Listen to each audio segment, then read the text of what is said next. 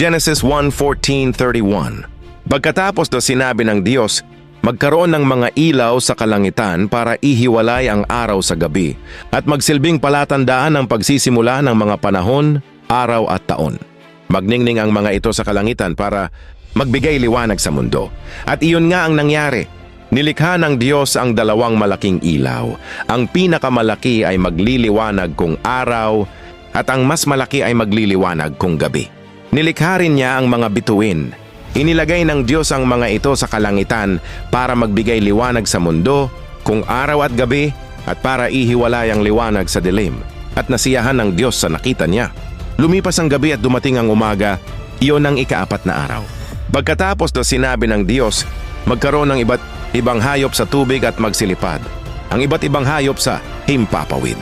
Kaya nilikha ng Diyos ang malalaking hayop sa dagat at ang lahat ng uri ng hayop na nakatira sa tubig at ang lahat ng uri ng hayop na lumilipad. Nasiyahan ng Diyos sa nakita niya at binasbasan niya ang mga ito. Sinabi niya, magpakarami kayo, kayong mga hayop sa tubig at mga hayop na lumilipad, lumipas. Ang gabi at dumating ang umaga. Iyon ang ikalimang araw. Pagkatapos daw sinabi ng Diyos, magkaroon ng iba't ibang uri ng hayop sa lupa, mga hayop na maamo at mailap, malalaki at maliliit, at iyon nga ang nangyari. Nilikha ng Diyos ang lahat ng ito at nasiyahan siya sa nakita niya. Pagkatapos sinabi ng Diyos, likhain natin ang tao ayon sa ating wangis.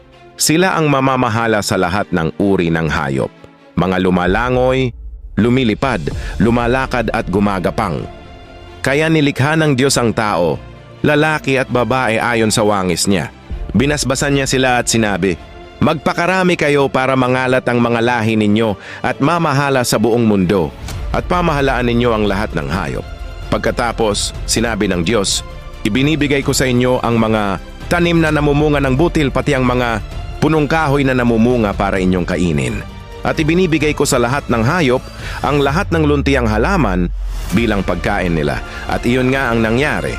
Pinagmasdan ng Diyos ang lahat niyang nilikha at lubos siyang nasiyahan. Lumipas ang gabi at dumating ang umaga, yun ang ika-6 na araw.